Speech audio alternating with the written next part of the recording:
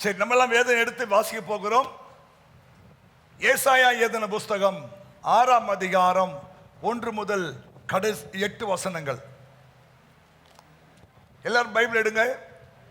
Bible எடுத்து ஏசாயா எழுதின புஸ்தகம் 6ஆம் அதிகாரம் 1 முதல் 8 வசனங்கள். உசியா ராஜா மரணமடைந்த வருஷத்தில் ஆண்டவர் உயரமும் உன்னதமுமான சிங்காசனத்தின் மேல் வீற்றிருக்க கண்டேன். அவருடைய வஸ்திர தொங்கலால் தேவாலயம் நிறைந்திருந்தது. சேராபீன்கள் அவருக்கு மேலாக நின்றார்கள். அவர்களில் ஒவ்வொருவனுக்கும் அவ்வாறு சட்டைகள் இருந்தன. அவனவன் தன் 2 சட்டைகளால் தன் தன் முகத்தை மூடி, 2 சட்டைகளால் தன் தன் கால்களை மூடி, 2 சட்டைகளால் பறந்து ஒருவரை ஒருவர் நோக்கி, சேனைகளின் கர்த்தர் பரிசுத்தர், பரிசுத்தர், பரிசுத்தர், பூமி அனைத்தும் அவருடைய மகிமையால் நிறைந்திருக்கிறது என்று கூப்பிட்டு சொன்னார்கள். கூப்பிடுகிறவர்களின் சத்தத்தால் வாசல்களின் நிலைகள் அசைந்து ஆலயம் புகையினால் நிறைந்தது. அப்பொழுது நான், ஐயோ அதமானேன், நான் அசுத்த உதடுகளுள்ள மனுஷன், அசுத்த உதடுகளுள்ள ஜனங்களின் நடுவில் வாசமாய் இருக்கிறவன். சேனைகளின் கர்த்தராகிய ராஜாவை என் கண்கள் கண்டதே என்றான். அப்பொழுது சேராபீன்களில் ஒருவன் பலிபீடத்திலிருந்து தன் கையிலே பிடித்த குறட்டால் ஒரு நெருப்பு தழலை எடுத்து என்னிடத்தில் பறந்து வந்து அதனால் என் வாயை தொட்டு, இதோ இது உன் உதடுகளை தொட்டதினால் உன் அக்கிரமம் நீங்கி உன் பாவம் நிவிர்த்தியானது என்றான். பின்பு யாரை நான் அனுப்புவேன்? யார் நமது காரியமாய் போவான் என்று உரைக்கிற ஆண்டவருடைய சத்தத்தை கேட்டேன். அதற்கு நான், இதோ அடியேன் இருக்கிறேன், என்னை அனுப்பும் என்றேன். ஆமென். எல்லாம் நிமிர்ந்து உட்காருங்க. இது ஒரு உன்னதமான ஒரு அனுபவத்தை நாம் இங்கே பார்க்க போகிறோம். ஏசாயா என்ற ஒரு தீர்க்கதரிசிக்கு தேவன் தம்முடைய மகிமையின் சிங்காசனத்தை, பரலோகத்தின் மகிமையை பார்க்கிற ஒரு பாக்கியத்தை தேவன் ஏசாயா என்ற தீர்க்கதரிசிக்கு இந்த பகுதியில் வெளிப்படுத்துகிறார். ஆண்டவராகிய தெய்வம் சிங்காசனத்தின் மேல் வீற்றிருக்கிறதையும், கேருபீன்களும் சேராபீன்களும் அவரை வணங்குவதையும் அவரை ஆராதிப்பதையும், இல்லையா, ஸ்தோத்திரம். அதுக்கு பிறகு ஏசாயா தன்னுடைய தவறை உணர்ந்து, இல்லையா, தெய்வ சமூக வேண்டுவதையும், பிறகு பரலோகத்திலிருந்து ஒரு நெருப்பு துண்டு கொண்டு வந்து ஏசாயா நாவை தொட்ட பிறகு அவர் பரிசுத்தமானதையும் இங்கே நாம் பார்க்கிறோம். புரியுதா? இது ஒரு உன்னதமான அனுபவம். எதுவுமே இது நம்புறீங்க? இது ஒரு உன்னதமான அனுபவம். பூமியில இருக்கிற ஒரு தீர்க்கதரிசி பரலோகத்தின் மகிமை பார்க்கிறவும், பரலோகத்தின் தெய்வத்தை சந்திப்பதும், பரலோகத்தில் நடக்கிற சில காரியங்களை பார்க்கவும் தேவன் ஏசாயா என்ற ஒரு தீர்க்கதரிசிக்கு ஒரு கிருபையை உண்டாக்குறார். இது எப்ப நடக்குதுன்னா, உசியா மரணம் அடைந்த பிறகுதான். உசியா மரணம் அடைந்த பிறகு. அப்போ நான் என்ன சொல்ல வரேன்னா, உங்க வாழ்க்கையில சில உன்னதமான அனுபவங்களை நீங்கள் பார்க்கணும்னா உங்களுக்குள்ள இருக்கிற சில உசியாக்கள் சாக வேண்டும். புரியுதா? நமக்கும் சில உன்னதமான அனுபவங்களை தேவன் காட்ட விரும்புகிறார். பவுலுக்கு தேவன் காட்டினார், ஸ்தேவானுக்கு தேவன் காட்டினார், யோவானுக்கு தேவன் காட்டினார். இவங்கெல்லாம் இந்த பூலோகத்தில் இருக்கும்போதே சில உன்னதமான அனுபவங்களை பார்க்கிற ஒரு பாக்கியத்தை பெற்றார்கள், இல்லையா? அதே போலதான் நமக்கும் ஆண்டவர் இந்த பூலோகத்தில் இருந்தாலும் சில உன்னதமான அனுபவங்களை பார்க்கிற பாக்கியங்களை நமக்கு தேவன் கொடுக்கிறார். நாமும் பார்க்க முடியும். சொல்லுங்க, பார்க்க முடியுமா? ஆனா பார்க்கணும் என்ன பண்ணணும் போட்டுக்கனா, நமக்குள்ள இருக்கிற சில உசியா மரணம் அடைந்த பிறகுதான் சில உசியாக்கள் நம்ம என்ன பண்ணணும்? அழிக்கணும். ஆமீன் சொல்லுங்க. இந்த உசியாவுடைய ஆரம்பம் நல்லாவே இருந்துச்சு. 16ஆம் வசனத்தில் பாருங்க, அவனுக்கு சனி பிடிக்குது.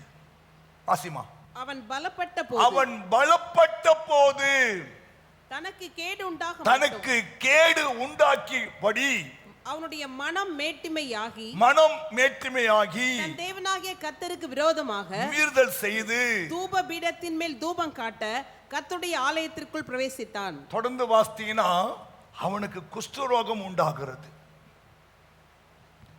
கவனிங்க, நிமிர்ந்து உட்காருங்க. இதுல சில ரகசியம் அடை. நாம் பலப்படுவது நல்லது. ஆமென். அப்போ நான் பலப்படுவது தப்பல்ல. அதுக்கு தான் ஜெபிக்கிறோம், உபவாசிக்கிறோம், வேதம் வாசிக்கிறோம், ஒவ்வொரு சண்டையும் ஆலயத்துக்கு ஓடி வருகிறோம் இல்லையா, ஸ்தோத்திரம், ஊழியம் செய்கிறோம். எல்லாமே எதுக்குன்னா கவனிங்க, நம்ம இப்படிலாம் செய்யும் போது கர்த்தர் நம்முடைய உண்மையை பார்த்து உத்தமத்தை பார்த்து நம்மளை தேவன் என்ன பண்ண வரான், ஆசீர்வதித்து உயர்த்துவார். அதான் பலப்படுவது. இந்த உசியா பலப்படுகிற வரைக்கும் அவன் வாழ்க்கையில எந்த தீமையும் இல்லை. அவன் பலப்பட்ட பிறகுதான் அவன் மனசு வேட்டிமையாய் மாறுகிறது. அல்லேலூயா. நான் காலைல 3 காரியம் சொன்னேன். 1, செல்வம் பெருகும் போது மேட்டிமை வந்தது அவனுக்கு. 1. 2, உயர்ந்த ஸ்தலத்திலே இருப்பதால் அகந்தை வந்தது. 3, விரும்பினது கிடைத்த போது அவன் கர்த்தரை அசட்டை பண்ணினான். காலைல இந்த 3 காரியம் சொன்னேன். உங்களுக்கு சொல்ற 4வது, நீங்கள் பலப்படுவது தப்பல்ல. பலப்பட்ட பிறகு உங்க வாழ்க்கையில இவையெல்லாம் வரவே கூடாது. ஆமென். என்னைக்குமே நம்ம இருக்கிறவராகவே இருக்க வேண்டும். புரியுதா? ஆமா. ஆனா நம்ம வாழ்க்கையில அப்படி இருக்கிறது கிடையாது. கொஞ்சம் பலப்பட்ட உடனே, 2 தெரிஞ்ச உடனே இல்லையா, 2 பாட்டு பாட தெரிஞ்ச உடனே என்ன பண்றான், பைபிள் எடுத்துக்கின்னு நான் ஒரு சுவிசேஷகர், நான் ஒரு ஊழியக்காரன், நான் ஒரு பாஸ்டர், நான் ஒரு போதகர் இல்லையா, ஆமா உங்க சர்ச்சில் எனக்கு வாய்ப்பு கொடுக்க முடியுமா, உங்க சர்ச்சில் எனக்கு பேச வைக்க முடியுமான்னு சொல்லி ஆள் கிளம்பிடுறான். புரியுதா? 2 பாட்டு பாண்டா போதும், 2 வசனம் தெரிஞ்சா போதும் இல்லையா, ஆள் என்ன பண்றான், கிளம்பிடுறான். தப்பு. சில பேர் ஊழியத்தை வியாபாரம் ஆக்கிட்டாங்க. சில பேர் ஊழியத்தை இல்லையா, ஆரணை போல அழைக்கப்பட்டால் ஒளிய ஒருவனும் இந்த கனமான ஒளி தானா ஏற்படுவதில்லை. தேவன் அழைக்கணும். ஆமா சொல்லுங்க. இப்போ உங்களுக்கு நாளைக்கே இல்லையா, ஸ்தோத்திரம், கேரளா லாட்டரியில ஒரு கோடி அடிச்சுன்னு வச்சுங்களேன், என்ன பண்ணுவீங்க?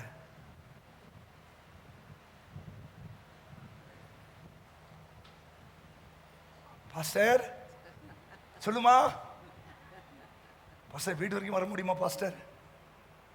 ஏன் வாங்கல, ஒரு ஒரு ஒரு ஒரு ஒரு ஆச்சரியம் காத்து வாங்கல. இல்லம்மா பிஸியா இருக்கிறமா, வாங்க பாஸ்டர், எனக்கு 1 கோடி அடிச்சுக்குது பாஸ்டர். ஏமா இவ்வளவு நீ தானே கொண்டு கோயில கொடுப்ப காணிக்கைய, இப்போ வீட்டுக்கு கூப்பிடுற, அதான் திமிரு, அதான் மனமேட்டிமை, அதான் அகந்த. புரியுதா? உனக்கு 10 கோடி அடிச்சா கூட நீ இதே மாதிரி தான் வந்து உட்காரணும். ஆமே, அந்த சேரோட உட்காரக்கூடாது. உனக்கு 10 கோடி இருந்தா கூட நீங்க அந்த சேருக்கு போக கூடாது. இந்த சேர் தான் உனக்கு. 10 கோடி இந்த வாசப்படிக்கான் வெளியில, நீ உள்ள வந்தா யார் தெரியுமா? அடிமை நான் ஆண்டவரே, என்னை ஆட்கொள்ளும் என் தெய்வமே. ஏன்னா உன்னை பணக்காரன் ஆக்குவதும் அவர்தான், உன்னை ஏழையாய் மாற்றப் போவதும் அவர்தான், உன்னை உயர்த்துகிறவரும் அவர்தான், உன்னை தாழ்த்துகிறவரும் அவர்தான். இல்லையா? மெயின் சுவிட்ச் அவர் வச்சிருக்காரு. ஆமா, சுவிட்ச் ஆஃப் பண்ணிட்டார்னா முடிஞ்சது ஜோலி. எல்லாருடைய சுவாசத்தையும் அவர் தம் கையில வச்சிருக்காராம். உங்க எல்லாருடைய சுவாசம் எங்க இருக்குமா? தேவன் கையில. ஆமென். அதனால நம்ம ஜிம்ப கூடாது, முரட்டாட்டம் பண்ணக்கூடாது, திமிர் வரக்கூடாது இல்லையா, ஸ்தோத்திரம், மனமேட்டிமை வந்துடக்கூடாது, அகந்த வந்துடக்கூடாது, ஆண்டவரை அசட்ட பண்ணக்கூடாது. என்னைக்குமே எத்தனை கோடி இருந்தாலும் ஸ்தோத்திரம். பைபிள் ஒரு அம்மாவை நம்ம சொல்லி 2 ராஜாக்கள் 4ஆம் அதிகாரத்துல சூனேமியால் ஒரு அம்மா வருவாங்க பாருங்க. அவங்க சொல்றாங்க பாருங்க, அவங்க ஒரு நல்ல பெரிய பணக்கார அம்மா. 13 அவன் கேயாசியை பார்த்து, இதோ இப்படிப்பட்ட சகல கரிசனையோடு எங்களை விசாரித்து வருகிறாயே, உனக்கு நான் என்ன செய்ய வேண்டும்? ராஜாவினிடத்திலாவது சேனாதிபதியினிடத்திலாவது உனக்காக நான் பேச வேண்டிய காரியம் உண்டோ என்று அவளை கேள் என்றான். அதற்கு அவள், என் ஜனத்தின் நடுவே நான் சுகமாய் குடியிருக்கிறேன். ஆனா இந்த அம்மாவுக்கு ஒரு குறை இருக்கு, குழந்தை இல்லை. ஆனா சொல்றாங்க, நான் சுகமாய் இருக்கிறேன். புரியுதா? என்ன தாழ்மை பாருங்க. நான் சுகமா இருக்கிறேன் ஐயா, ஒரு நிறைவா இருக்கிறேன் ஐயா. சரி, அப்ப கேட்கிறா, அப்போ நான் செய்ய வேண்டியது என்னவென்று கேயாசி அவன் கேட்டதற்கு, அவளுக்கு பிள்ளை இல்லை. கவனிங்க, அப்போது அவன் அவளை கூப்பிடு என்றான். அவளை கூப்பிட்ட போது அவள் வந்து வாசற்படியிலே நின்றாள். அந்த அம்மா தான் வீடு கொடுத்துக்குது அவருக்கு. அந்த அம்மா வீட்டு மேல் மாடி தான் இவரு கையாசி உட்கார்ந்து இருக்கிறாரு. இப்ப இந்த அம்மா இல்லையா வந்து எங்க நிக்கிறாங்கன்னா வாசப்படி வந்து. இப்ப நம்மளால என்ன பண்ணிருப்போம், நம்ம வீடு தானே இல்லையா, பாஸ்டர் பக்கத்துல போய் உட்காந்துருப்போம். பாஸ்டர் பக்கத்துல போய் உட்காந்துருப்போம். அதான் மரியாதை, அதான் தாழ்மை. அவ்வளோ பெரிய, அப்போ பெரிய ஒரு பணக்காரம்மா அந்த அம்மா, பணக்காரம்மா. ஆனா கேஎஸ்சி சொன்னோடனே வந்து வாசப்படி நிற்கிறாங்க பாருங்க. புரியுதா? அப்போ நமக்கு எவ்வளவு இருந்தாலும் சரி, எத்தனை வீடு இருந்தாலும் சரி, நமக்குள்ள அந்த தாழ்மை, அந்த அடிமையின் ரூபம் இல்லை. இயேசு பெரியவர்களையா பிலிப்பியர் 2ஆம் அதிகாரத்தில் 9ஆம் வசனத்தில் அவர் தேவனுக்கு, அவர் தேவனாய் இருந்தும் தேவனுக்கு சமமாய் இருந்தும் கொள்ளையாடின பொருளாக எண்ணாமல் தம்மை தாமே வெறுமையாக்கி அடிமையின் ரூபம் எடுத்து மனுஷ சாயலாய் மாறினார். அதான் இயேசு. ஹல்லேலூயா. அவ்வளவு பெரிய உன்னதமான இடத்த விட்டு இறங்கி வர முடியுமா? முடியாது. ஆனா ஆனா இயேசு இறங்கி வந்தார். அதான் கடவுள். புரியுதா? யாரை நான் அனுப்புவேன், யார் என் காரியமாய் போவான் என்று பரலோகத்தில் ஒரு கேள்வி கேட்டவுடனே இயேசு, இதோ நான் இருக்கிறேன், என்னை அனுப்பும் ஆண்டவரே சொல்லி வருகிறார். புரியுதா? இப்ப நான் சொல்ல வேண்டிய காரியம் என்ன, பலப்பட்ட பின்பு, புரியுதா, உங்களை ஆண்டவர் ஆசீர்வதிப்பார். ஆமென் சொல்லுங்களேன். நீ இப்படி இருக்க மாட்டீங்க. ஒரு நாள் வரும், கடவுளுடைய வருகை தாமச்சுன்னா கர்த்தர் உங்களை உயர்ந்த ஸ்தலத்தில் கொண்டு வருவார். ஆமென். ஆமா, உங்களை ஒரு ஐஎஸ்ஆ மாத்துவார், ஐபிஎஸ்ஆ மாத்துவார், ஒரு நல்ல அதிகாரியை மாத்துவார், ஒரு நல்ல போஸ்டிங் கொண்டு வருவார். ஆமென் சொல்லுங்க. அப்ப கூட நீங்க என்ன பண்ணணும், வாங்க பாஸ்டர் நல்லா இருக்கீங்களா, சுகமா இருக்கீங்களா, அப்படிதான் கேட்கணுமே தவிர இல்லையா என்ன வந்துடக்கூடாது. இந்த உசியா பலப்பட்ட பின்பு அவனுடைய டோட்டலா சேஞ்ச் ஆயிட்டான். அதான் வரக்கூடாது. நீங்க அதான் சொல்ல போறேன். நீங்க உங்க வாழ்க்கையில ஒரு உன்னதமான அனுபவத்துக்குள்ள நீங்க போகணும்னா உங்களுக்குள்ள இருக்கிற உசியாக்கள் சாகணும். ஆமென். நீங்க அது உபவாசத்தினாலும் ஜெபத்தினாலும் அவைகளை நீங்கள் சாகடிக்கணும். ஆமென் சொல்லுங்க. நாலாவது வாசிக்கலாம். எசேக்கியேல் 28ஆம் அதிகாரம் 17ஆம் வசனம்.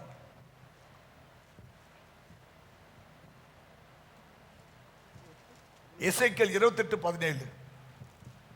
உன் அழகினால் உன் இருதயம் மேட்டிமையாயிற்று, உன் இருதயம் மேட்டிமையாயிற்று, உன் மினுக்கினால் உன் ஞானத்தை கெடுத்தாய், உன்னை தரையிலே தள்ளி போடுவேன், ராஜாக்கள் உன்னை பார்க்கும்படி உன்னை அவளுக்கு முன்பாக வேடிக்கையாக்குவேன். கவனிங்க.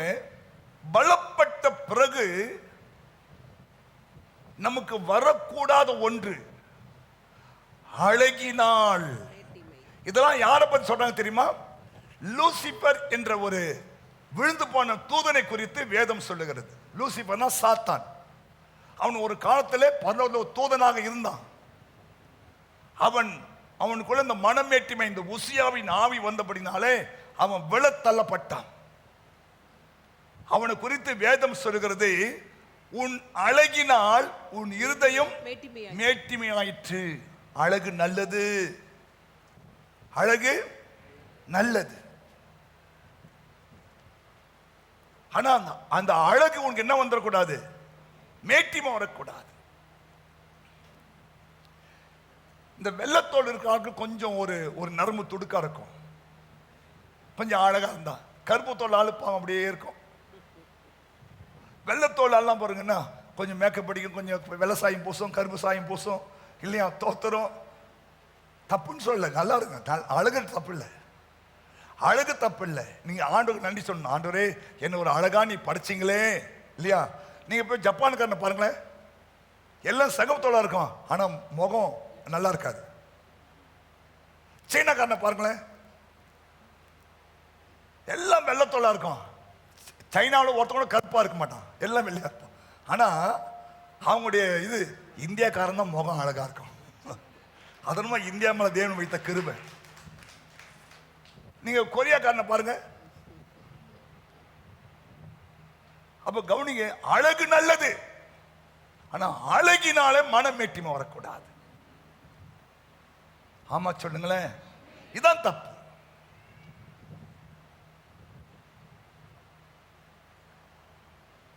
அழகு என்ன ஆச்சுன்னா அவனை ஒரு வேடிக்கையா பொருளா மாத்திட்டார் ஆண்டவர். ஹல்லேலூயா, புரியுதா? வேடிக்கையாக்குவேன்.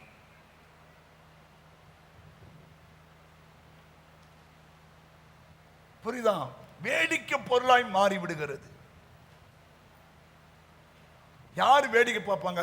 நான் காலையில் யோசித்தேன் இல்லையா, யார பைத்தியங்கள் தான் வேடிக்கை பார்ப்பாங்க, அப்புறம் விபச்சாரிகள் வேடிக்கை பார்ப்பாங்க, நிர்வாணம் மாற மக்களை வேடிக்கை பார்ப்பாங்க, சினிமா நடிகை வேடிக்கை பார்ப்பாங்க இல்லையா. இவங்கெல்லாம் தன் அழகினாலே வேடிக்கையாக்கப்பட்டவர்கள். நல்லா புரிஞ்சுக்கணும், அழகு நல்லது, அந்த அழகு உங்களுக்கு என்ன வரக்கூடாது, வேடிக்கை பொருளா மாறிடக்கூடாது. உன் அழகினாலே உன் இருதயம் என்ன ஆயிற்று, மேட்டிமையாய் விட்டது.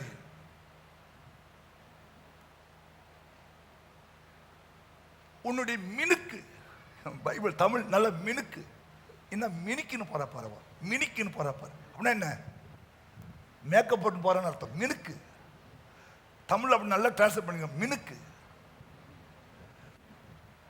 உன்னுடைய மினுக்கினாலே உன் ஞானத்தை கெடுத்துக் கொண்டாய். அப்போ எங்கள் பவுடர் அடிக்க நான் சொல்றீங்களா பாஸ்டர்? அடி,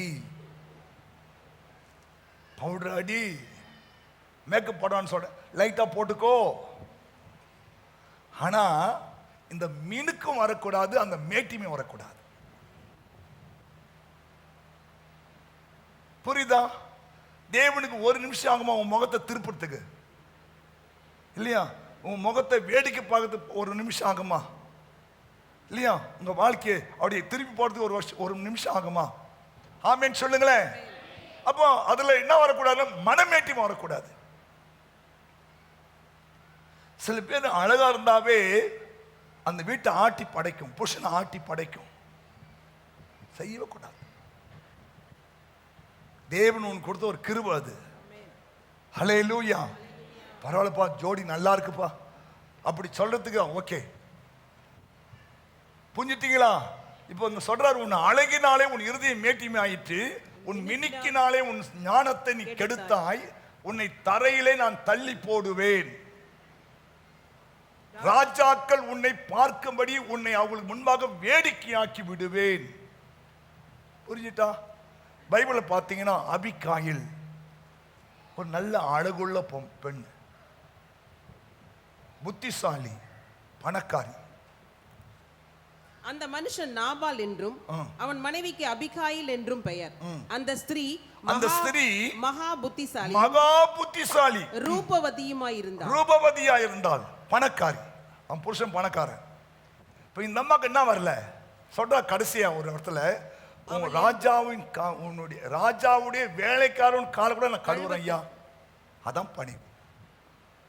பாசிமாத அவள் எழுந்திருந்து தரை மட்டும் முகம் குனிந்து இதோ நான் என் ஆண்டவனுடைய ஊழியக்காரரின், ஆண்டவன் இல்ல, ஆண்டவனுடைய ஊழியக்காரன் கால்களை கழுவத்தக்க பணிவிடைக்காரியாகிய அவருடைய அடியாள் என்றாள். என்ன தாழ்மை பாருங்க. நம்ம யாரு? ரூபவதி, புத்திசாலி, பணக்காரி. உங்களுக்கு இந்த மூணு இருந்தா உங்களுக்கு இந்த குணம் வருமா? இந்த மூணு உனக்கு இருக்கு. ஊழியக்காரனுடைய பணிவிடைக்காரனுடைய கால கழுவ உனக்கு அந்த பக்குவம் வருமா? அந்த மனசு வருமா? அந்த தாழ்மை வருமா? ஹல்லேலூயா. இப்போலாம் பிள்ளைங்க பாருங்க,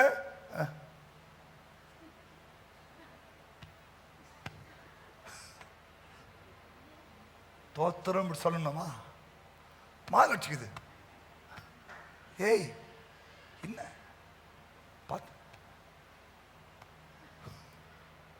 தோத்திரம் இப்படி சொல்லணும். யாருக்கு தோத்திரம் மாட்டேங்குது தெரியுமா? எனக்குள்ள இருக்கிற ஆண்டவருக்கு. அதை விட்டுட்டு இந்த வழி போன மாதிரி சோதனையா 2 கையெடுத்து கும்பிடணும். புரியுதா?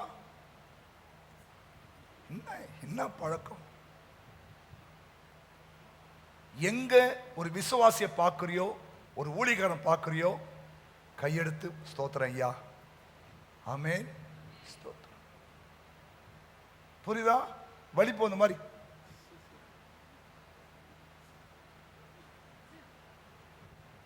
இது அவரை அவமதிக்கிற மாதிரி ஆயிடும். புரிஞ்சுட்டா? இதெல்லாம் வரக்கூடாது என்னைக்குமே. அந்த தாழ்மை வணக்கையா. இந்த ஒரு சகோதரன் உள்ள சர்ச்சுக்குள்ள வரும்போதெல்லாம் நான் பார்க்கும் போதெல்லாம் அந்த வாசல் நின்று 3 முறை அப்படி பண்ணிட்டு தான் உள்ள வருவார். நீ அப்படியே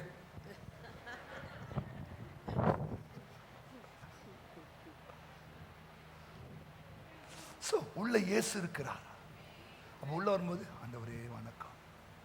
திருவிருந்து எடுக்கும்போது கூட குனிஞ்சுதான் எடுப்பாங்க.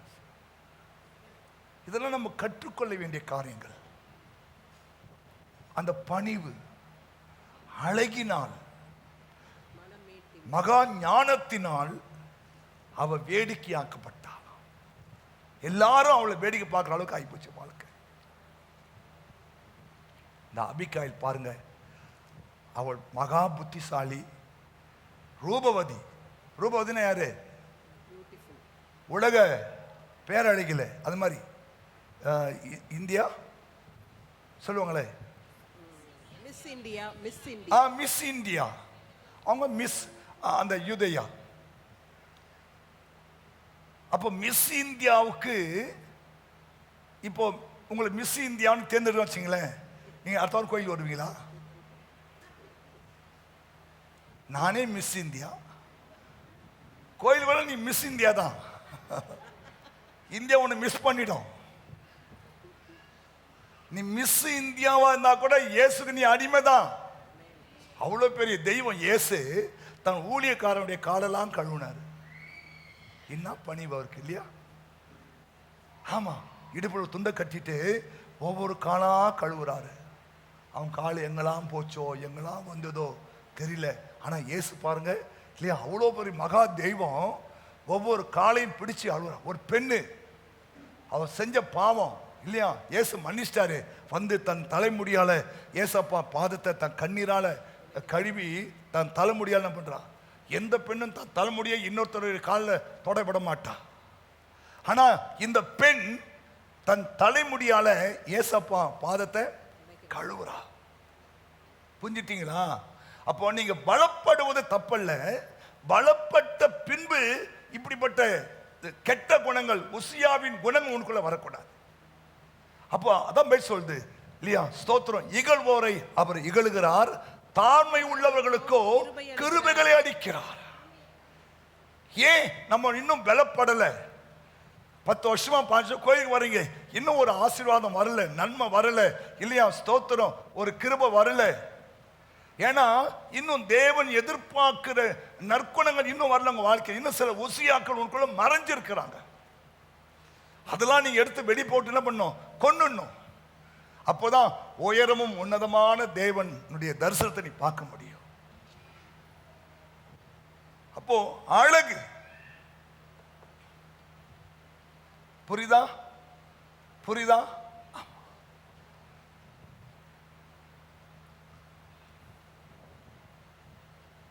வரவே அந்த அந்த அந்த மனமேற்றுமையோ அகந்தையோ இல்லையா வராம நீங்க பார்த்து கொள்ள வேண்டும். ஸ்தோத்திரம். பைபிள்ல நிறைய அழகான பெண்கள்லாம் நம்ம பார்க்கிறோம். அங்குள்ள இருந்த இல்லையா, நீங்க ஏசாயா 3ஆம் அதிகாரம் எடுங்களேன். அங்க சொல்றாரு, சீயோன் குமாரத்தி அகந்தையாய் நடந்து கழுத்தை நெரித்து நடந்து கண்களால் மருட்டி பார்த்து இப்படிலாம் பண்ணக்கூடாது. நீங்கள் நான் யார் தெரியுமா? சீயோன் குமாரத்தி, எருசலேமின் குமாரத்திகள், சீயோன் குமாரத்திகள். அப்போ தேவனுடைய பிள்ளைகள். அப்போ என்ன வரக்கூடாது? அகந்தை. இது வாசிமா? சீயோன் குமாரத்திகள் அகந்தியா இருந்து கழுத்தை நெரித்து நடந்து கண்களால் மருட்டி பார்த்து ஒய்யாரமாய் நடந்து தன் கால்களில் சிலம்பு ஒலிக்க திரிகிறார்கள். அப்போ கால்ல கொலுசு கட்டின்னு ஒய்யாரமா நடப்பானா? ஜல்லு பேய் வர மாதிரி. இந்த நைட்ல கொலுசு சத்தம் கேட்குது, மல்லிகைப்பூ வாசனை அடிக்குது, பேய் வருது. அப்போ இதெல்லாம் எதுக்கு சொல்றாங்க? மல்லிகைப்பூ வாசனை வந்தா பேய், இந்த ஜல் கேட்டா பேய். ஏமா உன்னை ஆண்டு அவ்வளோ அழகா படைச்ச எதுக்கு பேய்மா சுத்துறது? இன்னோட அதை ஏறக்கட்டு. இதெல்லாம் ஆவிக்குரிய ஒரு ஒழுங்கு. ஆமா சொல்லுங்களேன். ஒரு கிறிஸ்தவனா இப்படிதான் இருக்கணும். அப்போ சீயோன் குமாரத்தி எப்படி இருக்கணுமா? அவ கால்களில் சிலம்பு ஒலிக்க தெரியக்கூடாது. ஆதலால் ஆண்டவர் சீயோன் குமாரத்திகளின் உச்சந்தலையை மொட்டடிப்பாரு, கர்த்தர் அவர்கள் மானத்தை குலைப்பார். அந்நாளிலே ஆண்டவர் அவர்களுடைய ஆபரணங்களாகிய சிலம்புகளையும் சுட்டிகளையும் சிந்தாக்களையும் ஆரங்களையும் அஸ்தக்கலங்களையும் தலைமுக்காடுகளையும், இதெல்லாம் நம்ம போடுற பொருள் தான், சிரபூஷணங்களையும். இந்த கல்யாணத்துல பொண்ணு ஜோடி மாதிரி இதெல்லாம் போடுவான். இந்த ஆரம், ஆமா ஆரம் கட்டுவாங்க இல்லையா? இது அப்படின்னா ஒட்டியானம் கட்டுவாங்க. இதெல்லாம் இதுல இருக்குது. சிரபூசணம், இந்த சிரபூசணம் இது இங்க ஓடுறாங்க. சிரபூசணங்களையும் பாதரசங்களையும் மார்க்கச்சை இல்லையா? மார்க்கச்சை கட்டுறாங்கல்ல, மார்க்கச்சைகளையும் சுகந்த பரணி சென்ட், தாயத்துகளையும் மோதிரங்களையும் மூக்குத்திகளையும் வினோத வஸ்திரங்களையும் சால்வைகளையும் போர்வையும் குப்பிகளையும் குல்லாக்களையும் கண்ணாடி இதெல்லாம் சீயோன் குமாரத்தி அவாய்ட் பண்ணுன்னு போட்டிருக்கு. போடு. இப்ப கல்யாணம், இப்ப வெயில் வருது, கூலிங் கிளாஸ் போட்டு தப்பு இல்லை. அதை போட்டு நீ தப்பு பண்ணக்கூடாது. ஆமே. இதெல்லாம்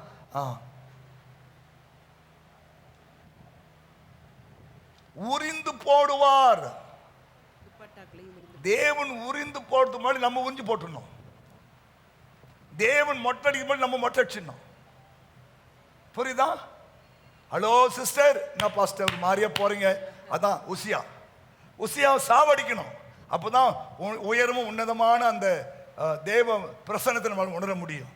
உங்க வீட்டில் ஒவ்வொரு நாளும் அந்த தேவ பிரசனம் உணர்ந்தீங்கன்னா இல்லையா, உங்க வீடு குட்டி பரலோகமா மாறிடும். அப்போ இந்த உசியெல்லாம் சாகணும். இதெல்லாம் செத்த உங்க வீடு குட்டி பரலோகமாய் கர்த்தரை மாற்றி. ஏன்னா அவருடைய உன்னத சிங்காசனம் அங்க வந்துடல. வீட்டு உள்ள கேருபினும் சேராபினும் உங்க வீட்டு நடுவில் வந்துருவாங்கல்ல இல்லையா? ஸ்தோத்திரம். பரிசுத்தம் வந்துருவார்ல உங்க வீட்டு. அந்த வீடு முழுவதும் அவருடைய வஸ்திர தொங்கலால அந்த வீடு மூடி இருக்கல்ல. உங்க வீடு குட்டி பரலோகமா மாறணுமா? ஹலோ, தூங்கிட்டீங்களா? குட்டி பரலோகமா மாறணுமா? உங்களுக்குள்ள இருக்கிற அந்த உசியாக்களை சாவடிங்க. என்ன உசியா? அழகு இருக்கலாம், ஆனா அந்த அழகினாலே இல்லையா நீங்க தவறு செய்திடக்கூடாது. புரியுதா? பெருமை வந்துடக்கூடாது. அது வேடிக்கை பொருளா மாத்திடக்கூடாது. அதனால தப்பு பண்ணக்கூடாது. ஹல்லேலூயா. சரி, அழகினாலே அவள் வேடிக்கை பொருளாய் மாறினா. ஸ்தோத்திரம். அடுத்த நீங்க பலப்படும் போது உங்களுக்கு வரக்கூடாது. 5வது, பொருள் பெருகும் போது. வாசிமா எசேக்கியேல் 28:5-7. உன் வியாபாரத்தினாலும் உன் மகா ஞானத்தினாலும் உன் பொருளை பெருக பண்ணினாய். உன் இருதயம் உன் செல்வத்தினால் மேட்டிமையாயிற்று. ஆகையால் கர்த்தராகிய ஆண்டவர் சொல்லுகிறது என்னவென்றால், நீ உன் இருதயத்தை தேவனின் இருதயத்தை போல ஆக்குகிறபடியினால் இதோ ஜாதிகளில் மகா பலவான்களாகிய மறு தேசத்தாரை உனக்கு விரோதமாய் வர பண்ணுவேன். கவனிங்க, நிமிர்ந்து உட்காருங்க. உன் வியாபாரத்தினால் உன் மகா ஞானத்தினாலும் உன் பொருளை பெருக பண்ணினாய். நல்ல தப்பு இல்லை. திறமை, அது திறமை. உன்னுடைய உன்னுடைய வியாபாரத்தினால் உன்னுடைய ஞானத்தினாலே உன் பொருளை பெருக பண்ணினாய். அது திறமை, தப்பில்லை. ஆனா சோத்திரம், உன் இருதயம் உன் செல்வத்தினால் மேட்டிமை ஆகக்கூடாது. இவனுக்கு மேட்டிமை ஆயிற்று. இந்த பைபிள்ல எசேக்கியா ராஜான்னு ஒரு ராஜா இருக்கிறான். அவனுக்கு தேவன் கிருபையா ஞானத்தெல்லாம் கொடுத்தாரு. அவன் ஒரு அரண்மனை கட்டினான், தொங்கு தோட்டம். உலக அதிசயத்தில் ஒன்று தொங்கு தோட்டம்.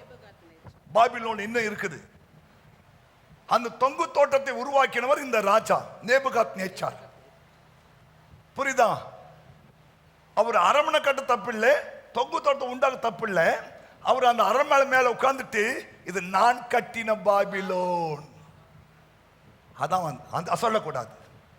தேவனுடைய கிருபையினால இல்லையா, தேவன் எனக்கு கொடுத்த ஒரு அரண்மனை, தேவன் எனக்கு கொடுத்த ஞானத்தினால இந்த உலக அதிசய ஒன்றை கர்த்தர் உருவாக்கி எனக்கு உதவி இதுதான் சொல்லணுமே தவிர இவன் என்ன சொல்லிட்டானா, இது நான் கட்டின பாபிலோன் சொல்லவே கூடாது. அதான் பெருமின் ஆவி. வாசிமா. இது என் வல்லமையின் பராக்கிரமத்தினால், இது என் வல்லமையின் பராக்கிரமம், என் மகிமையின் பிரதாபத்துக்கென்று ராஜ்யத்துக்கு அரண்மனையாக நான் கட்டின மகா பாபிலோன், நான் கட்டின மகா பாபிலோன் எஸ் அல்லவா என்று சொன்னான். இந்த வார்த்தை ராஜாவின் வாயில் இருக்கும்போதே தேவன் அடிச்சார். சத்தம் உண்டாகி, ஹலோ சிஸ்டர் கவனிங்க, உனக்கு செல்வம் இருக்கு தப்பில்லை, உனக்கு திறமை இருக்கிறது தப்பில்லை, நீ சம்பாதிப்பது தப்பில்லை. ஆனா எல்லாம் செஞ்ச முடிச்ச பிறகு இல்லையா, இது தேவன் கொடுத்த இரக்கம். ஆமென், ஹல்லேலூயா. இது என் கர்த்தர் தந்த கிருபை, கர்த்தர் தந்த ஞானம், கர்த்தர் தந்த அறிவு. அப்படி சொல்லி கர்த்தரை மகிமைப்படுத்தணும். அதை விட்டுட்டு இது நான் கட்டின பாபிலோன், இது என் வல்லமையின் பராக்கிரமம், என் மகிமையின் பிரஸ்தாபத்துக்கென்று ராஜ்யத்துக்கு நான் கட்டின பாபிலோன்னு சொல்லவே கூடாது. புரிந்துங்களா இல்லையா? நமக்குள்ள எப்போதும் ஒரு தாழ்மையான இந்த எண்ணம் இருந்து கொண்டே இருக்க வேண்டும். பழமைகளை நினைச்சு பார்க்கணும். அன்னைக்கு நான் எப்படி இருந்தோம் இல்லையா? உளையான சேற்றில் வாழ்ந்த என்னை தூக்கி எடுத்தீரே, கல்வாரி ரத்தம் எனக்காக சிந்தி கழுவி அணைத்தீரே, நன்றி உமக்கு நன்றி. இதுதான் சொல்லணும். தாழ்மையில் இருந்தேன், தள்ளாடி நடந்தேன், தயவாய் நினைவு கூர்ந்தி, கலங்காதே என்று கண்ணீரை துடைத்து கரம் பற்றி நடத்துகிறீர். இதுதான் நம்ம உடல் இருக்கணும். தெய்வம் பார்த்துனே இருப்பார். இந்த வருஷம் ஒரு பொண்ணு 12th 10th பாஸ் பண்ணி நல்ல மார்க் எடுத்திருக்கா. சொன்னா, ஏசப்பா எனக்கு உதவி செஞ்சாரு, எங்க அம்மா அப்பா எனக்கு ஹெல்ப் பண்ணாங்க, எங்க டீச்சர்ஸ் எனக்கு ஹெல்ப் பண்ணாங்க இல்லையா, அதனால தான் நான் இன்னைக்கு இவ்வளவு மார்க் வாங்கியிருக்கிறேன்னு முதல்ல ஏசப்பா தான் மகிமைப்படுத்துறான். இல்லை நான் தான் நைட் டே உட்காந்து படித்தேன் இல்லையா, ஆமாம் ஸ்தோத்திரம் அப்படின்னு சொன்னா இல்லையா, நீ அடுத்த முறைக்கு 2 மார்க் காலியாகி நீ கீழே போயிட்டு இருப்ப. ஆண்டவர் டக்கு டக்குன்னு செஞ்சு விட்டுருவாரு. பைபிளில் ஒரு ராஜா இருக்கான், அவர் நல்ல மினுக்கு வசம் தரிச்சு, அப்போஸ்தலர் 12ஆம் அதிகாரத்தில் நல்ல மினுக்கு வசம் தரிச்சிட்டு இல்லையா இந்த மாதிரி பிரசவம் பண்றாரு. பிரசவம் பண்ணது தப்பு இல்லை இல்லையா, ஸ்தோத்திரம். பிரசவம் பண்ணி முடிச்சுட்டு ஜனங்க சொல்றாங்க, இது இது இது இது மனுஷ சத்தம் இல்ல, தேவ சத்தம். சொல்லக்கூடாது. மனுஷன் சொன்னா சரி, இவன் என்ன பண்ணிக்கணும், ஏய் வாய மூடுங்க. தேவ கிருபை இல்லையா, அப்படிதான் நீங்க சொல்லணும். இவன் பாருங்க, இதை அக்செப்ட் பண்ணிட்டாரு. மனுஷ சத்தம் இல்ல, தேவ சத்தம் என்று ஆர்ப்பரித்தார்கள். தேவனுக்கு மகிமையை செலுத்தாத, அவன் தேவனுக்கு மகிமையை செலுத்தல. என்ன பண்ணிருக்கணும், தலை குனிஞ்சு ஆண்டவரே உமக்கு மகிமை உண்டாகட்டப்பா சொல்லியிருந்தானா அவன் நீ செத்துக்க மாட்டான். அவன் தேவனுக்கு மகிமையை செலுத்தாதபடினாலே தேவன் அவனை அடித்தார். அவன் புழு புழுத்து செத்து போனான். உங்க வாழ்க்கையில எல்லாவற்றுக்காக தேவனை மகிமைப்படுத்தணும். ஆமென். அப்போ கவனிங்க, உங்க வாழ்க்கையில பொருள் பெருகும் போது நீங்க அந்த மகிமை தெய்வத்துக்கு செலுத்தலனா உனக்கு விரோதமாய் தெய்வம் எதிரிகளை எழுப்பி விடுவாராம். புரிஞ்சுட்டா? இன்னும் கஷ்டமா பாருங்க, ஆண்டவரை எதிரி எழுப்புவாராம். அதனால்தான் எல்லா மகிமையும் அவருக்கு செலுத்தினே இருக்கணும் இல்லையா? ஒரு காலத்துல ஓஹோன்னு வாழ்ந்தவன் நீ ஒண்ணுமே இல்லாம போயிட்டான். காரணம், அவன் தேவனுக்கு மகிமையை செலுத்தாதனால கர்த்தர் எதிரியை எழுப்பி அவன் கடை பக்கத்திலே ஒரு கடைப்பாடு வச்சு இவன் கடையை டம்மி ஆக்கி விட்டார் ஆண்டவர். பொருள் பெருகும் போது இல்லையா, உன் கண்ணை அங்க வைக்க கூடாது, தெய்வத்து மேல தான் வைக்கணும். ஆமென் சொல்லுங்க. ஹல்லேலூயா. இந்த மோகன் சென்ன கூட்டத்தில் வியாபாரிகள் ஒரு கூட்டம் வைப்பார் அவரு. அதுல நிறைய சாட்சி சொல்லுவாங்க. அதுல ஒருவர் சாட்சி சொல்ல நான் கேட்டு இருக்கிறேன். ஒரு காலத்தில் சாதாரணமா இருந்தாரு. அவர் இந்த ஆண்டவரை பிடித்து கொண்டு அவரை ஏற்றுக்கொண்டு இல்லையா, அவங்க கொடுக்கிற ஆலோசனை கேட்டு கீழ்ப்படிஞ்சு நல்லாலே நீங்க அவர் வியாபாரத்தை தேவன் ஆசை வச்சிருக்கிறார். கவனிங்க, அவருடைய கல்லா பெட்டியில பைபிள் தான் இருக்குமா. கல்லா பெட்டியில காசு இருக்கிறத விட அவர் பைபிள் இல்லையா, ஆளுங்க வரும்போது வியாபாரம் பண்ணுவாராம், ஆள் வராத போது அந்த பைபிள் எடுத்து வாசிச்சுன்னு இருப்பாராம். நம்ம ஆளு கொஞ்சம் வியாபாரம் பிஸி ஆகிட்டா பைபிள் எங்க இருக்குன்னு தெரியாது இல்லையா, பாட்டு புத்தகம் எங்க இருக்கு தெரியாது, சர்ச்சு எங்க இருக்குன்னு தெரியாது, எல்லாத்தையும் மறந்துடுவான். அப்போ ஆண்டவர் என்ன பண்ணாரு, ஒரு எதிரி எழுப்பி விட்டுருவார். அப்போ உனக்கு புத்தி வரும். புரியுதா? அந்த மாதிரி ஆகக்கூடாதுன்னு இப்போது ஆண்டவர் சொல்றாரு, நீ பலப்படுவது நல்லது, ஆனா பலப்பட்ட பிறகு உன் செல்வம் பெருகும் போது உன்னுடைய சிந்தையை அங்க வைக்காம தெய்வத்து மேலே இருக்கணும், கொடுத்தோர் மேலே தான் உன் சிந்தனை இருக்கணும், உன் கண்ணு அங்கதான் இருக்கணும். அப்ப பாருங்க, அவர் உனக்கு எந்த எதிரியும் விட மாட்டார் ஆண்டவர் வாழ்க்கையில.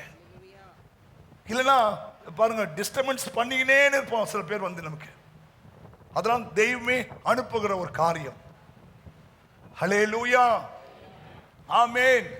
உங்க வாழ்க்கையில கர்த்தர் எதை கொடுத்தாலும் எல்லாம் உமக்கு ஆண்டு, மகிமையெல்லாம் உமக்கு தான் ஆண்டவரே.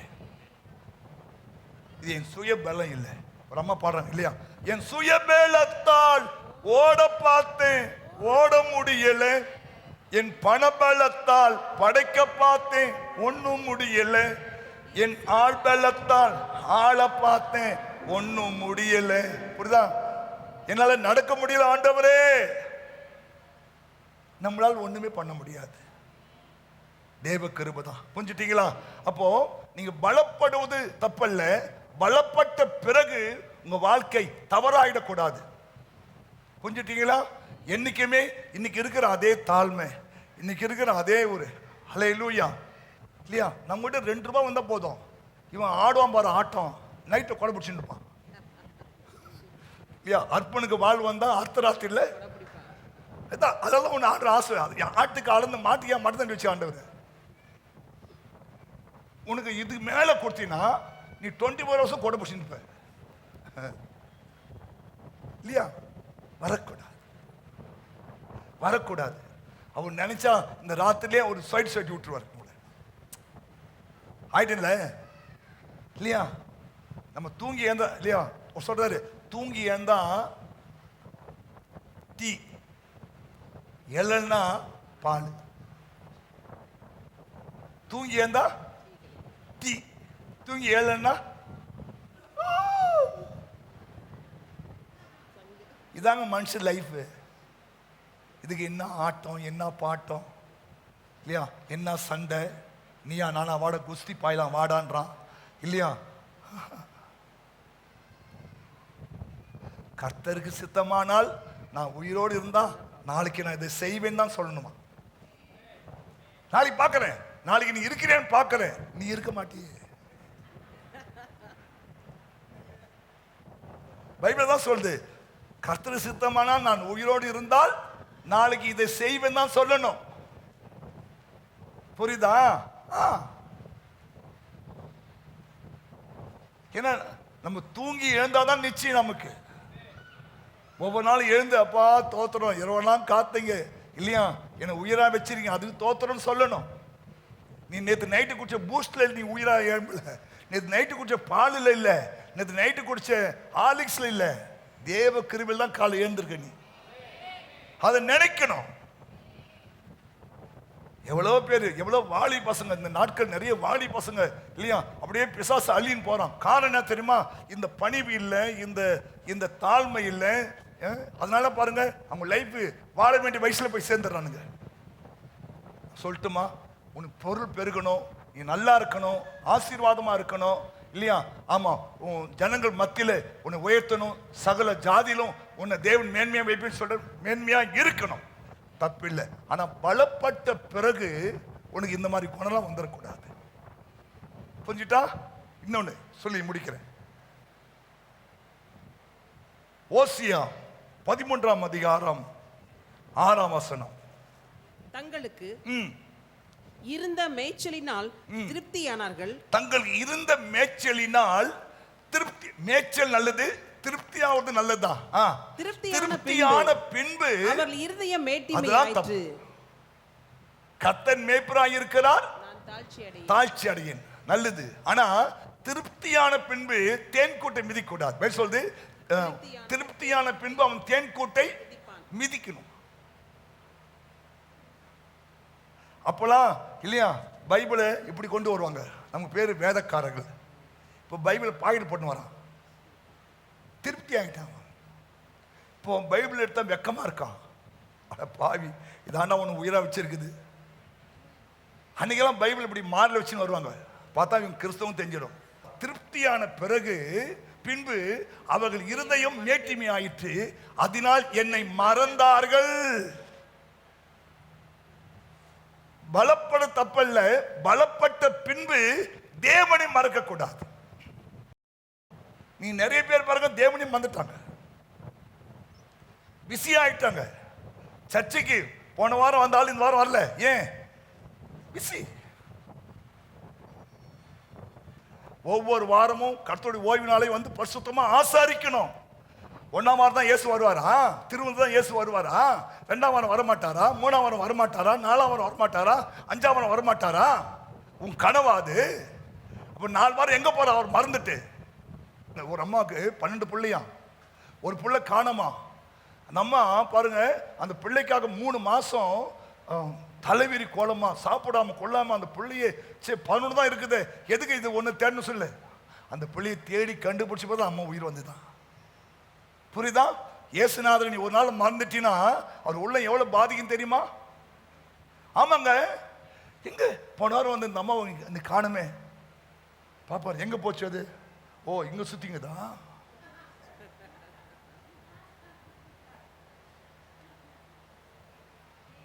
புரிஞ்சுட்டான். அது உள்ள அழைப்பா இல்லை, என் பிள்ளைய காணுமே, போன வாரம் வந்துச்சே, இந்த வாரம் எங்க இல்லையா?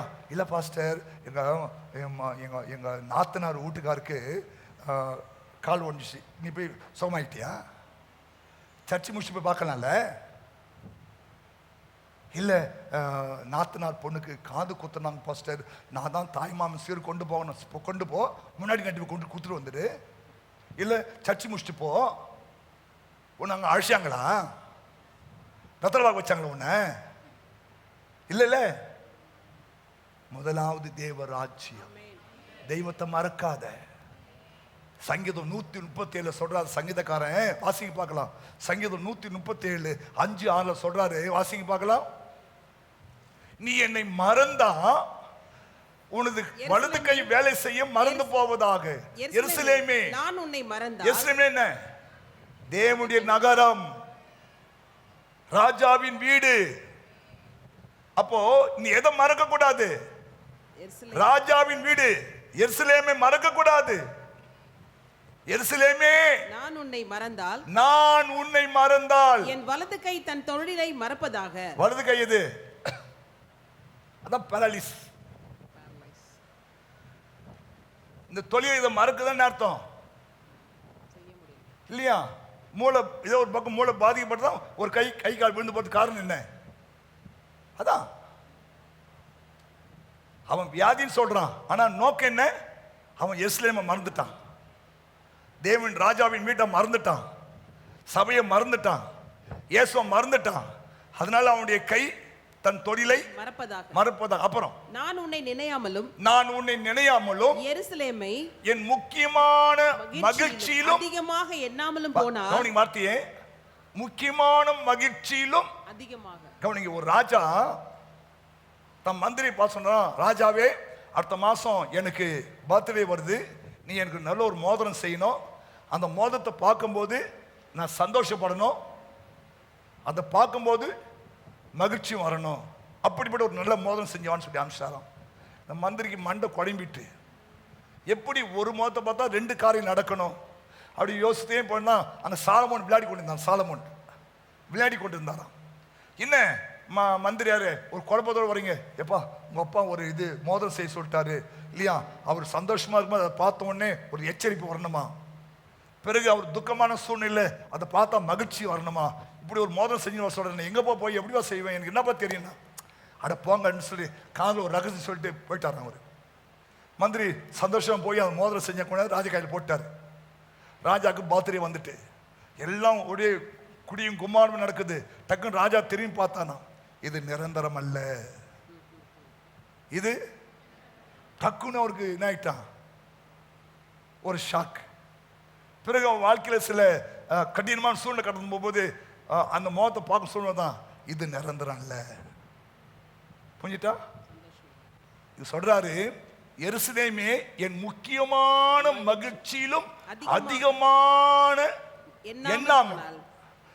முக்கியமான மகிழ்ச்சியில கூட அது அதிகமா எண்ணக்கூடாதான், எருசலேம் தான் நினைக்கணுமா. போனால் என் நாவு மேல்வாயோடு ஒட்டி கொள்வதாக. நாக்கு ஒட்டி என்னாவா,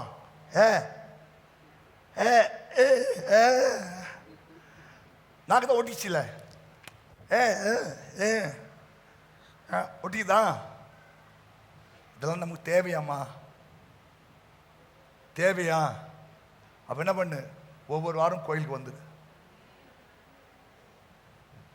நான் சொல்ல தாயி வசனம் சொல்ற மாதிரி, எருசலேம் என்றால் தேவனுடைய வீடு, நகரம், தேவன் சபை, மறக்கக்கூடாது. எவ்வளவு பெரிய மகிழ்ச்சியா தான் சரி, வந்து ராஜாவை பார்த்து சந்திச்சுட்டு தோத்திரம் போட்டு தான் நீ வெளியே போயிட்டா அடுத்த மகிழ்ச்சி போய் கலந்துக்கணும். புரிஞ்சிட்டீங்களா? புரியுதா? அப்போ சொல்றாரு, திருப்தி தப்பு இல்லை, திருப்தி தப்பு இல்லை. திருப்தி ஆன பிறகு கூட என்ன பண்ணக்கூடாது, தேன் கூட்டை மிதிக்க கூடாது. இன்னைக்கு உனக்கு திருப்தி ஆயிட்ட, தேவன் தன் கிருபையில உனக்கு திருப்தி ஆகிட்டாரு, அதுக்காக என்ன பண்ணக்கூடாது, பாஸ்டம் அதிகம் போறது, தோத்திரம் பண்ணாம போறது, விசுவாசி அதிகம் போறது, ஒரு ஊழியம் செய்து கிடையாது, ஒரு ஜெபம் பண்றது கிடையாது, ஒரு பைபிள் வாசி கிடையாது. புரியுதா? திருப்தியான கவனிங்க, பசி இருக்கும் போது என்ன பண்ணுவான், பசி அடங்கிட்டா தடவ ஆரம்பிச்சிருவான். என்னது, செல்போனை. பசி இருக்க வரைக்கும் எசப்பா எசப்பா எசப்பா எசப்பா எசப்பா, உம்மை விட்டா யாரும். சரி, இது மழையை பார்த்து ஆண்டவரே 2 பரோட்டா வாங்கி கொடுத்துன்னு வச்சுங்க, அப்புறம் கவரமா இருக்காது அவருக்கு. அப்போ தடவக்கூடாத பாஸ்டர், என்ன எப்போனா ஒரு டைம், சாதா காலமா 24 ஹவர்ஸா, அப்பப்போ டெம்பர் கிளாஸ் மாத்துறான். தடவி தடவி தடவி தடவி தடவி தடவி டெம்பர் கிளாஸே போச்சு. நம்ம ஆளுக்கு இயேசுவோட போன் தான் முக்கியம். போன் ஒரு நாள் உன்னை நரகத்துக்கு கொண்டு போயிடும். இயேசு கிட்ட கோவினா நீ பரலோகம் கொண்டு போயிடுவாரு. யார் வேண்டும் நாதா எந்துக்கலாமா? யார் வேண்டும் நாதா நீரல்லவோ, எது வேண்டும் நாதா உம் அன்பல்லவோ. நீங்க முடிவு எடுக்கணும், யார் வேணும் உனக்கு? இயேசு வேண்டுமா, போன் வேண்டுமா, அவருடைய சமூகம் வேண்டுமா? புரிஞ்சுட்டா? அப்ப நீங்க பலப்படுறது தப்பல்ல, நல்லா படிக்கிறது தப்பில்லை. நீ நல்ல வேலை செய்யறது தப்பில்லை. நீ நல்ல வீடு கட்டுறது தப்பில்லை. நீ நல்ல வண்டி வாங்குறது தப்பில்லை, இல்லையா? இது வாங்கின பிறகு உன் வாழ்க்கையில நீ நடந்து கொள்ள வேண்டிய விதத்தை நான் பேசியிருக்கிறேன். கால் ஒரு 3 பாயிண்ட் பேசின, ஒரு 3 பாயிண்ட் பேசியிருக்கிறேன். போய் 2 பேரும் யூடியூப்ல போய் சர்ச் பண்ணுங்க, கேளுங்க செய்தியை. ஏன்னா நீங்க எல்லாரும் ஒரு நாள் பலப்படுவீங்க. கர்த்தர் உங்களை ஆசீர்வதிப்பார், உங்களுக்கு நன்மை செய்வார். ஆனா பலப்பட்ட பிறகு உன் வாழ்க்கையில வராத சில காரியங்கள், சில உசியா வரக்கூடாது. அவன் மனமேட்டிமை வந்துச்சு, அவன் கோபம் வந்துச்சு, அவன் கேடு வந்துட்டு, அவன் துணிகரம் வந்துட்டு, இல்லையா? அவன் ஆலயத்துக்கு தப்பு இல்லை, ஆசாரியம் செய்ய வேண்டிய வேலையை அவன் செய்யக்கூடாது. இதெல்லாம் அவன் பலப்பட்ட பிறகு வந்த உசியாக்கள். அதான் உசியா மரணம் அடைந்த பின்பு தேவன் உயரமும் உன்னதமான காட்சியை ஏசாயா கொடுக்கிறார். புரியுதா? உங்க வாழ்க்கையில இந்த 8வது மாசம் 2வது வாரம் தேவன் உன்னோடு பேசுகிறார், இல்லையா? தேவனுக்கு பிரியமில்லாத உசியாக்கள் உன்னுடைய வாழ்க்கையில இருந்தா இன்னைக்கே அவனை அடக்கம் பண்ணுங்க, கை உயர்த்தி. பரலோக பிதாவே, உம்முடைய குமாரன் இயேசுவின் நாமத்தில் உமக்கு நன்றி அப்பா. இந்த நல்ல நாளுக்காக ஸ்தோத்திரம். இந்த நாளில கூட கர்த்தாவே, எங்க வாழ்க்கையில நாங்கள் சாகடிக்க வேண்டிய உசியாக்களை நாங்கள் அறிந்திருக்கிறோம், கேட்டிருக்கிறோம். ஆண்டவரே, ஆண்டவரே, எங்க திருசபை மக்கள் ஐயா, நீ ஒரு நாள் அவங்களை பலப்படுத்துவீர், ஸ்திரப்படுத்துவீர், உயர்த்துவீர்.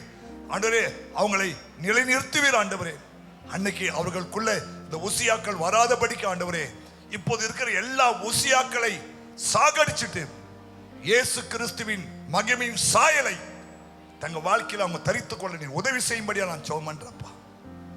இவர்களை காண்கிறவர்கள் இவர்களுக்குள்ளே இயேசுவை பார்க்கணும் ஆண்டவரே. கனி உள்ள வாழ்க்கையா இருக்கணும் ஆண்டவரே, ஒரு தெய்வ வாழ்க்கையா இருக்கணும் ஆண்டவரே, ஒரு நல்ல கிறிஸ்தவ வாழ்க்கையா இருக்கணும் ஆண்டவரே. ஆண்டவரே, நீர் உதவி செய்யும்படியா நாங்கள் ஜெபிக்கிறோம் சுவாமி. அந்த ஒவ்வொரு மக்களையும் ஆசீர்வதிங்க, நன்மையினாலும் இரக்கத்தினாலும் முடிச்சோட்டுங்க ஆண்டவரே. இந்த வாரம் முழுவதும் கண்மணி போல காத்துக்கொள்ளுங்க ஆண்டவரே. சத்துரு உட்புகுதலும் குடியோடி போகுவதிலும் இல்லாதபடி காத்துக்கொள்ளுங்க ஆண்டவரே. ஆண்டவரே ஸ்தோத்திரம். வருகை தாமதிக்குமானால் இந்த வாரம் முழுவதும் நடக்கிற எல்லா ஊழியத்திலும் இந்த பிள்ளைகள் கலந்து கொண்டு ஒரு தேவ ஆசீர்வாதம் பெற நீ உதவி செய்யும் ஆண்டவரே. அமாவாசை ஜெபத்தை ஆசீர்வதிங்க ஆண்டவரே. ஆண்டவரே, சனிக்கிழமை நடக்கிற திரைப்பி மாச ஜெபத்தை ஆசீர்வதிங்க. ஞாயிற்றுக்கிழமை நடக்கிற வைகோஸ் ஆராதனை ஆசீர்வதிங்க ஆண்டவரே. எல்லா ஆராதனையிலும் இந்த பிள்ளைகள் வந்து தேவாசோதம் பெற உதவி செய்யுங்க. ஊழியக்காரனாகி நான் அப்படி இந்த பிள்ளைங்களை மனதார வாழ்த்தி ஆசீர்வதிக்கிறேன். குடும்பங்களை ஆசீர்வதிக்கிறேன், பிள்ளைகளை ஆசீர்வதிக்கிறேன். கர்த்தருடைய நாமம் மகிமைப்படட்டும். ஊழியக்காரன் அப்படி மனதார வாழ்த்தி ஆசீர்வதிக்கிறேன். இயேசு கிறிஸ்து மூலம் ஜெபிக்கிறோம் நல்ல பிதாவே. என் ஆத்துமாவே கர்த்தரை ஸ்தோத்திரி, என் முழு உலகமே பசுத்த நாமத்தை ஸ்தோத்திரி. என் ஆத்துமாவே கர்த்தரை ஸ்தோத்திரி.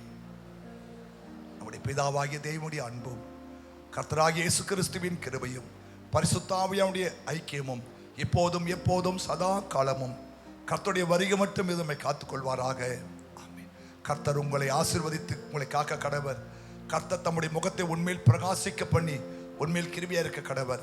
கர்த்தர் தம்முடைய முகத்தை உண்மையில் பிரசன்னமாக்கி உனக்கு சமாதானம் கட்டிட கடவர் என்பதே. ஆமென். ஹல்லேலூயா.